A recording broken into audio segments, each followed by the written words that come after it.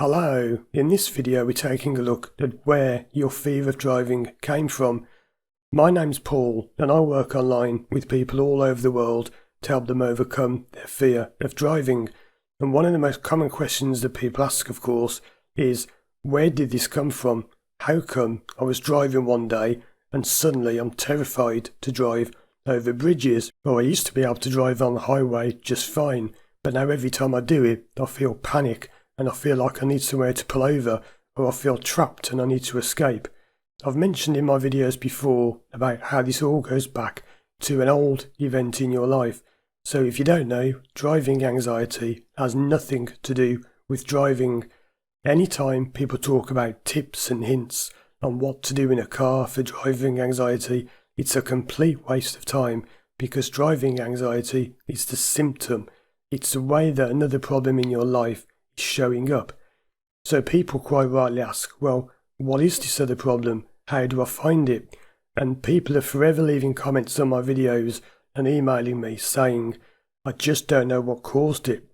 Well, of course you don't, because if you know what caused it, you wouldn't have it. That's the whole point. Your driving anxiety is a problem from your past, which is somehow trapped in driving. Now, how that happens is for another video, but in this one, I'm going to explain why it is that people have so much trouble finding this memory. There are two types of driving anxiety. There is one which is caused by a singular event, and there is one which is caused by what we call cumulative trauma. Now, if your driving anxiety is caused by a singular event, it's often a case of finding that event. You see, when you have a singular event, and let's just say it was something like many years ago, you fell over, and that's the event that's causing you your fear of driving. If that's the case, what normally happens is that the emotion from that event is repressed. So it's not the event itself that matters, it's the emotion that gets hidden by that event. Let's just say that you were out one day and you were shopping in a really busy shopping centre, and you tripped over and loads of people laughed at you, and maybe you were a kid, and that's actually something that happened to me as a kid. Maybe that's why I just said it, maybe that's my subconscious mind coming up with that. But I tripped over once when I was in the middle of a city centre, and I remember feeling embarrassed. Now, that feeling of embarrassment is really strong, and that can be something that gets stuck, because maybe your parents said to you, don't be stupid, just get up, come on. And no, that's not what my parents said to me, but maybe that's what you all said to you, and you were not allowed to express that emotion. Maybe they got angry with you because they were late for the train or something, and you were taught that you have to repress that emotion. So you see, that emotion from you falling over gets stuck inside you, and many years later, for whatever reason, it just comes out when you drive. How that works, it's just because something in your journey when it first began reminded you of that event. It could be a sight, a sound, a smell. Now, that is how you find a singular event. So it's a case of finding it and working through it with a professional therapist such as myself, and then the energy, the emotion from that time will release and you will no longer have the problem. Now, that's the very simple way of doing it. But now let's look at the other way, which is cumulative trauma. Cumulative trauma is when you don't so much have a single memory which has got a repressed emotion behind it. What happens with cumulative trauma is that it's a series of events that on their own wouldn't be significant, but you add them all together and it's a bit like the saying, it's the straw that broke the camel's back. So it's when you've had a lot of events happen, one after another, that's caused your fear of driving.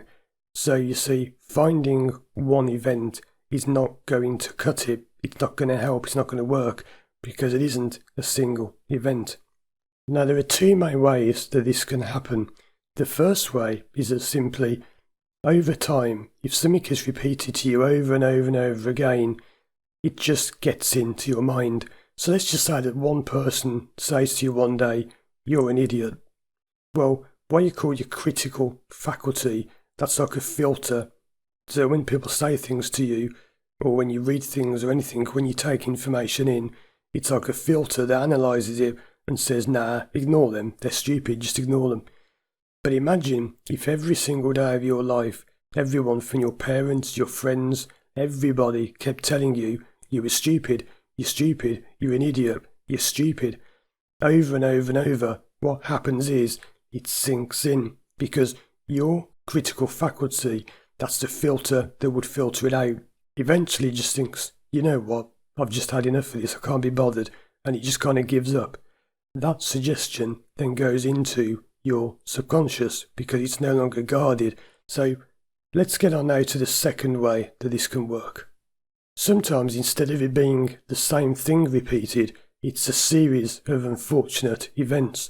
So let's just say that you tripped over, you dropped an ice cream later that day, your pet died the following week, your parents got divorced the month after, and it's just one thing after another, after another, after another.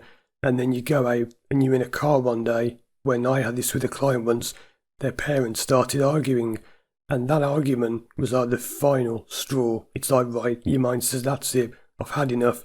All of these problems, the ice cream, the tripping, your pet dying, it's all because of this driving. You are not going to drive anymore. So we will link a feeling of anxiety to driving, because your mind mistakenly thinks that it's the driving that's caused all of that stress. You see, your subconscious or unconscious mind is very powerful, but it's also very silly. I will soon make a complete guide to this. I'm thinking of making like the ultimate guide to driving anxiety, which will be a long video with all of the things from all of my videos put into one. So let me know if you'd like to see that. It'll be a massive guide. But as I always say, you do have to have professional therapy to get over this. Please don't make the mistake of thinking that you're just going to listen to a YouTube video, learn a few tips and tricks, or shut your eyes and go into a trance, and you're going to fix this. It's not that simple, especially if you've got cumulative trauma. It's just not that simple to get over it. And this is like when some people say, well, I had success, I listened to a video. Well, you probably only had a singular event. And if you're one of the lucky ones that has that, yes, you can get a result in one session. Sometimes you might be lucky and even just stumble upon the memory yourself. But generally the people I work with have complex single events. So although it's a single event, it's harder to actually get to, or they have cumulative trauma. Check out these other videos on the screen now for more help with your fear of driving. And if you'd like to work with me anywhere in the world, just contact me through my website, firstdrive.com. Thanks for watching, and as always, I'll see you again soon for more videos.